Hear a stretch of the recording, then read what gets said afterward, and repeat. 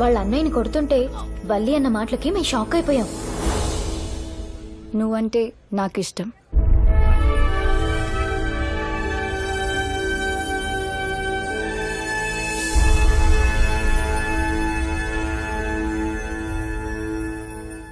నువ్వు నాకు ఇష్టం అంటే నన్ను ఒప్పేసుకుంటాడా?